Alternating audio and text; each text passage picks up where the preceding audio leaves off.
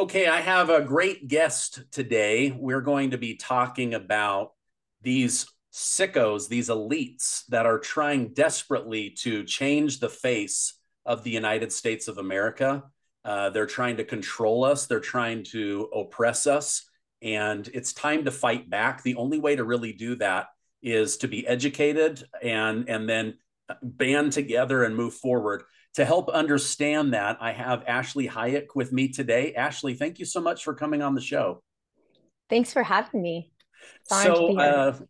I saw you on the Sean Spicer show, and you Yep. were you were talking about the upcoming GOP debates and what's going on here in the United States, and so I was like, okay, wait a minute, I gotta have this woman on my show to go over this stuff with my audience.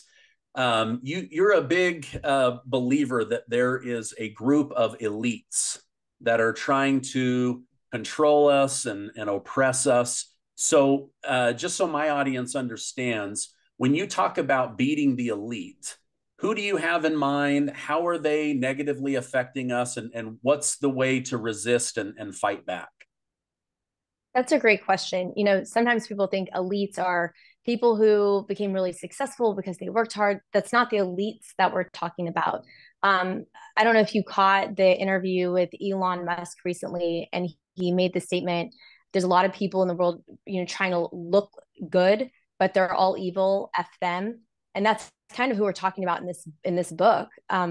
It's really, you have these elitists in Washington, D.C., who are getting rich off the backs of the American people, who are pushing policies. They all have double standards. We see it all the time. Look at what's happening right now with the climate conference overseas. You have John Kerry, who takes private planes everywhere, telling us we can't use gas stoves, wanting to obliterate the coal industry. Well, good luck with the future of your party, because that is not what the American people stand for at all. But again, it's rules for thee, not for me.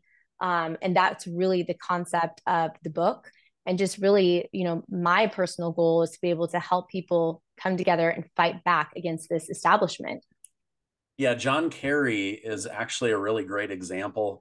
He testified before Congress at the end of summer, and they said, you're one of Biden's top representatives. You ran for president. You understand Washington D.C. You understand optics.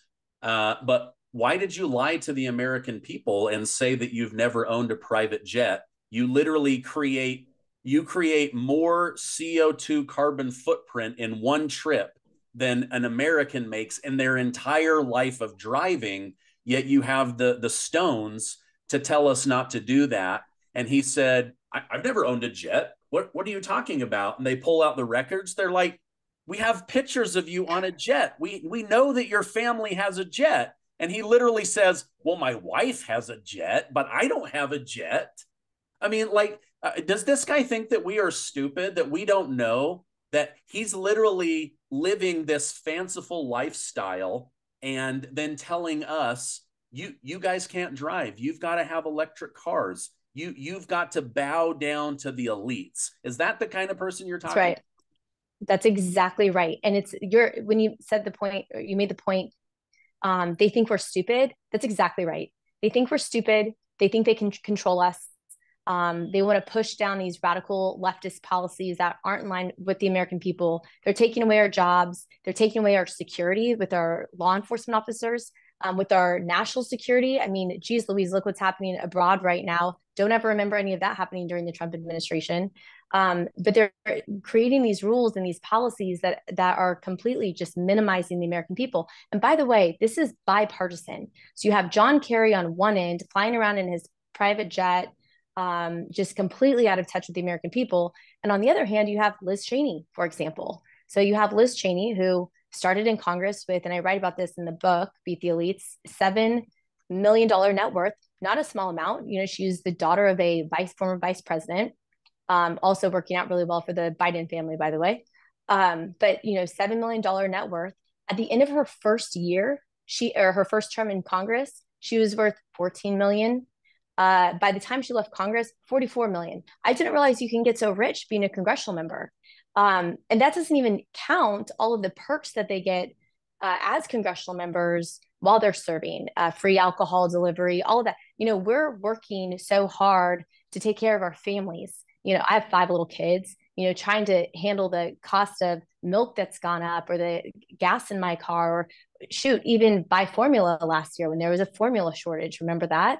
And they have no problem with their private securities, their SUVs, private planes, making millions of dollars off the backs of American people.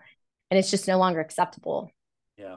You know what was like really terrible is remember you brought up the formula shortage, where Germany, our ally Germany, was literally like, oh my gosh, we love America. We want to be helpful to our ally. And they literally moved heaven and earth. Most people don't know this, to get formula. Babies were literally starving to death in America. Babies were starving. Mm-hmm. Germany sends that over. What does this administration do? They literally work with the CIA and the US Navy to blow up the gas pipe that comes right into Germany, so that Germany wouldn't buy natural gas from Vladimir Putin. They could spike the price. Then what do? We turn around and sell them natural gas. I mean, America literally stabs our allies in the back. And what do? They're desperately trying to make sure that we don't have starving babies in America. It's absolute insanity. It is insanity. And then the formula that they did have, where did they send it? They sent it to the southern border. I'm not saying that any baby should starve by any means, but what I am saying is we should prioritize Americans first.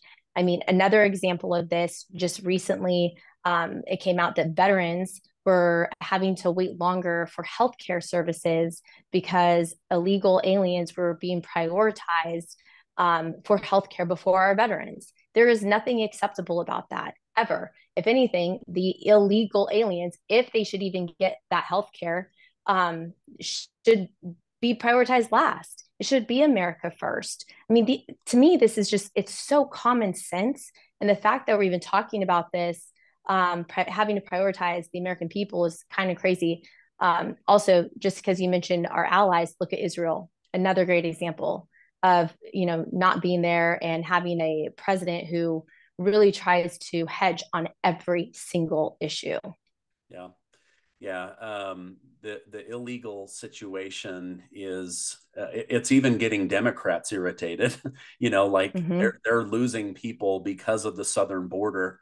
I read just yesterday, just going back to your point, that 122,000 illegal immigrants received medical and dental care before veterans. So they literally told the veterans, you can't have your appointment. We've got to take care of this other person. Like, veterans have the highest suicide rate in America, and they're having medical issues. And you literally tell them, hey, the time that you gave to our country means nothing. We're literally going to take care of people that we owe nothing in this country. And you could say, boy, it's sure prideful of you or egocentric to say America first. Okay, I get it. Maybe not America first in Mexico, maybe not America first in China or Europe, but in America, America should be first. Like, it's the only place on the planet that America first should be America first. And yet they look at it as if we're the crazy ones for saying, hey, I have a grandma that paid into a system her whole life. She deserves Social Security. She deserves Medicare. She deserves medical appointments. And yet you have somebody coming up from Venezuela, Honduras, Costa Rica, China, they're getting more money than our senior citizens. Are you kidding me? Yeah, that's exactly right. Our senior citizens, in my opinion, are just getting the brunt of this administration, whether it is the healthcare or just inflation. So many seniors are on a fixed cost of living. And when gasoline or the cost of food is so high, it makes it really difficult. And now we see people having to choose between, do I heat my home or do I get to eat? And we are the greatest country in the world. We should never be in this position. We have the most amazing resources. We have the hardest working people, and we're also generous. Like, we have an immigration system. Look at the Cubans who've come across. I mean, look at Florida, for example. There's been so many people who have immigrated legally, and now it's just so insulting to the people who have gone through the process to just allow literally millions of people, criminals nonetheless into our country. The other thing that's interesting, the Democrats actually have a different perspective on what immigration reform should look like. So Republicans, we want to secure the border, end human trafficking, defeat the drug cartels, right? Like shut it down, remain in Mexico policy. There's so many great policies from the previous administration that worked, right? Was it perfect? No, but did it work? Absolutely. And you do not see that today. Instead, you see Democrats who say, how can we process people into the country faster? Not how do we stop this? How do we vet? How do we get rid of the criminals? It's how do we allow more people into the country faster? And that to me is just insulting. Yeah.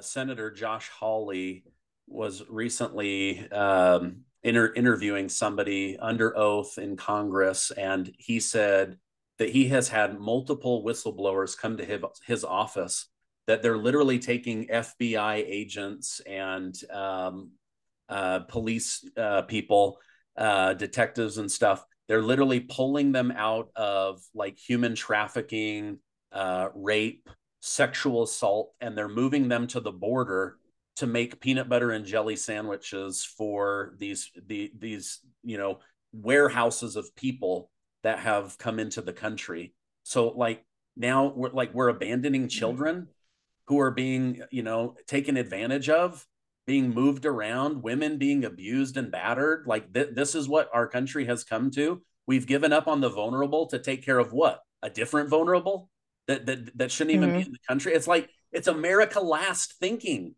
It's America last thinking, and it can't stand anymore.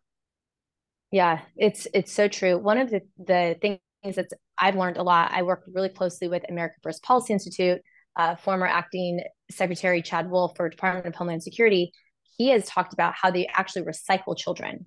So a child will be brought over, will be used to enter the country. Then that child is actually sent back across the border and used by someone else. 1 in 3 children is, suffers from some sort of rape or sexual assault in that process.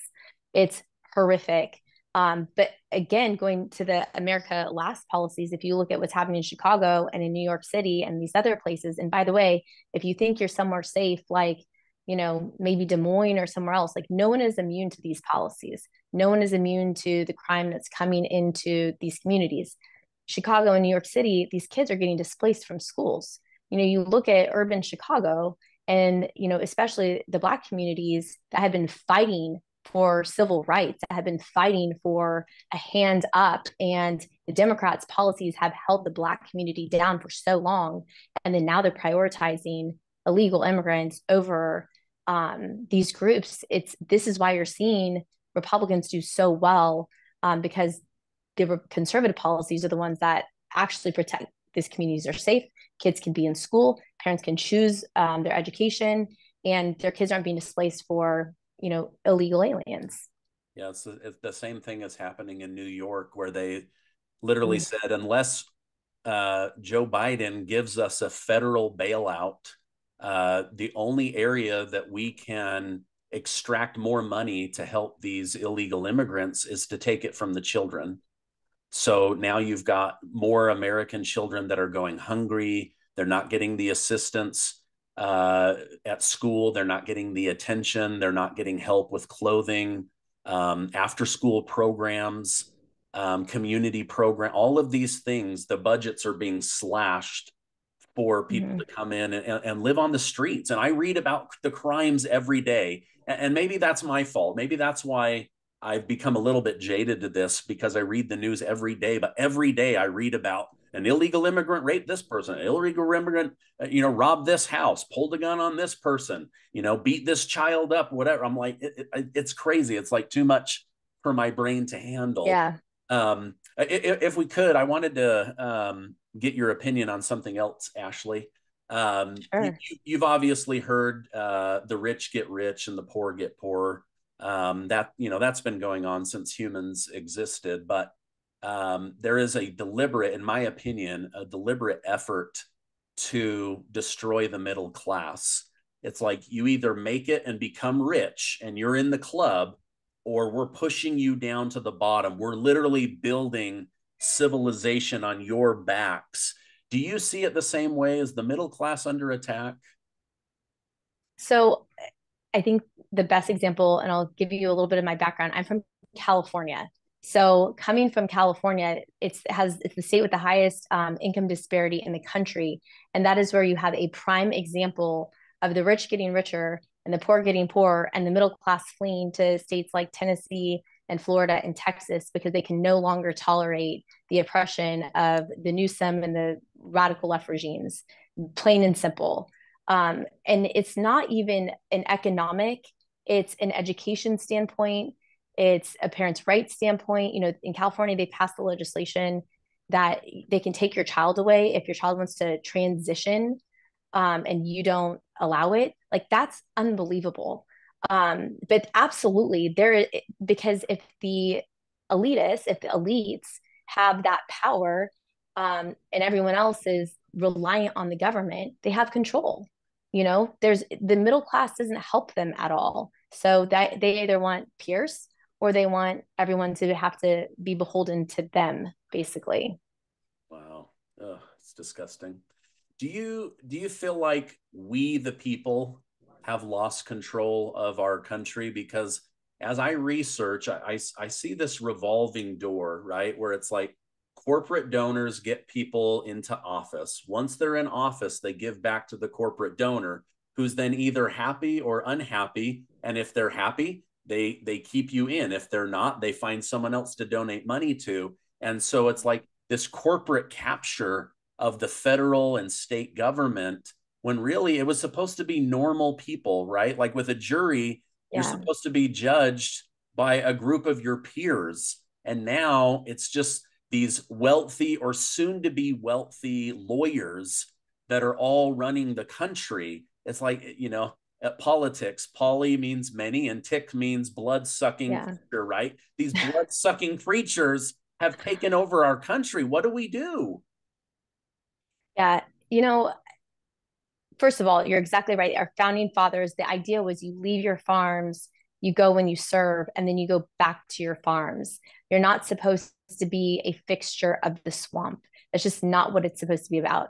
I mentioned I was from California. My parents are farmers. I started a business when I was 22 years old in Southern California. I worked with a lot of political candidates. And one thing I noticed was that when people got elected, um, a lot of them, when they got to office, they kind of fell into whatever the party or whatever the business group, to your point, told them to do.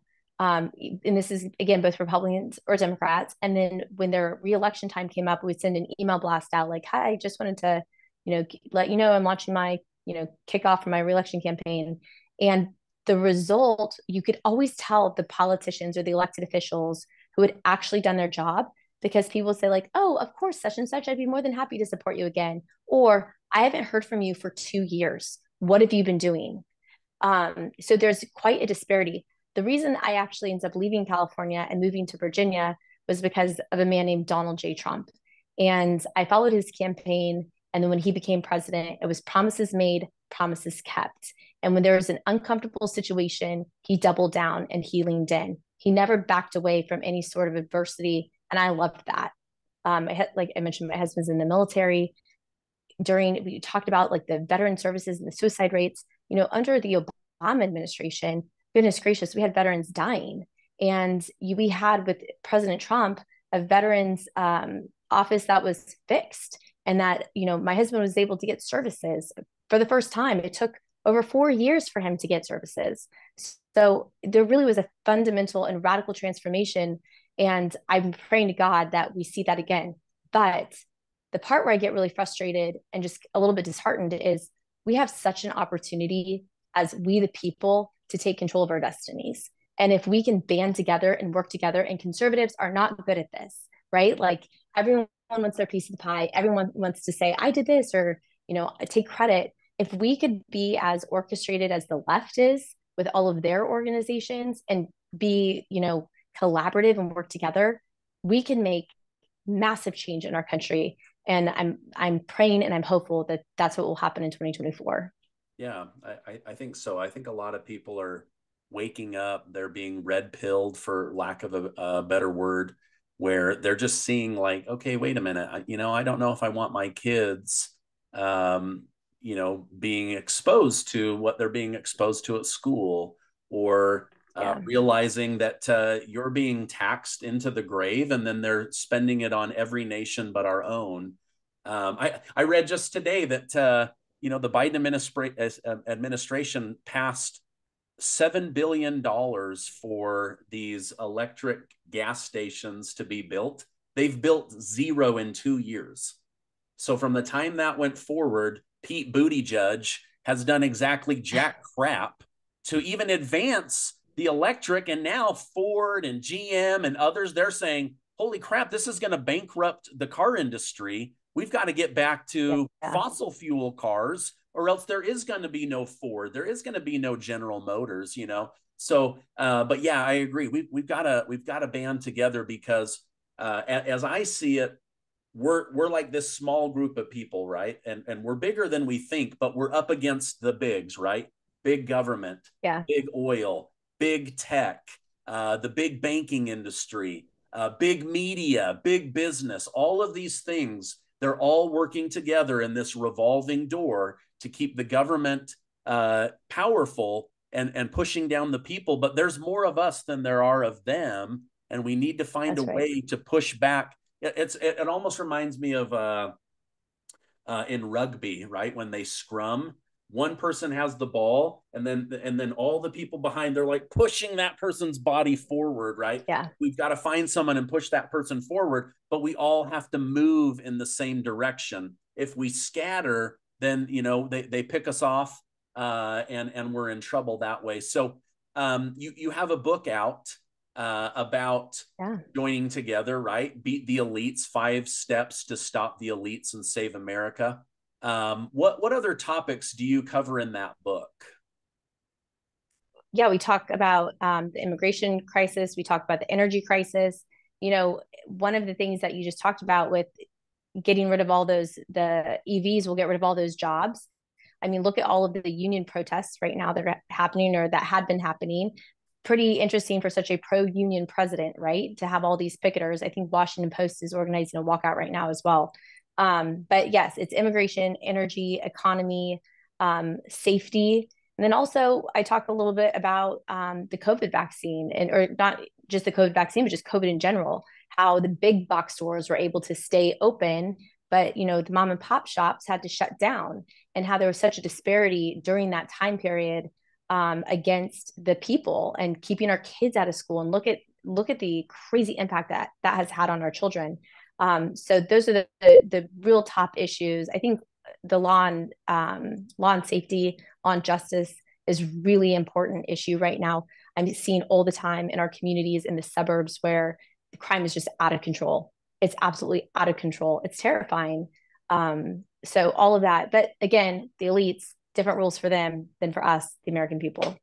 Yeah, well, a lot of that crime can be directly attributed back to George Soros, pumping money into getting people into the attorney general's office that then don't punish crimes. You can literally Yeah. beat and rape and steal, and you're back on the streets within 24 hours in some of these cities. You can't run a country like that. You have to know that you can No. go to work and be 99% safe, right? Like, of course there's risk anytime you leave your house, but if it's a war zone every time you try to go to work, I mean, for heaven's sakes, Amazon is moving. They told their people, don't come to the office. It's literally so bad outside of our office that you'll get mugged, you'll get beat up, you'll get robbed. Like, Amazon is having to move, and we're seeing all these big companies that are moving. I just forgot his name, but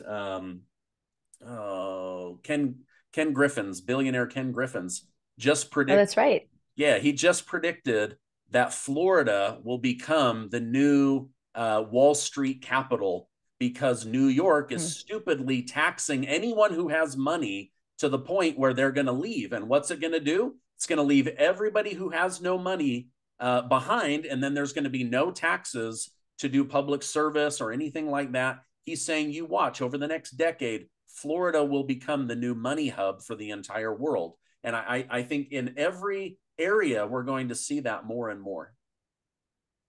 I certainly hope so. I've thought about that with New York and California specifically, but a lot of the companies, at least in California, buy into the woke ideology, right? So they're willing to pay, and that goes to the rich get richer. They all buy into the same ideas, and the poor get poorer. The conversation we just had. So at some point, you hope there's this breaking point, right?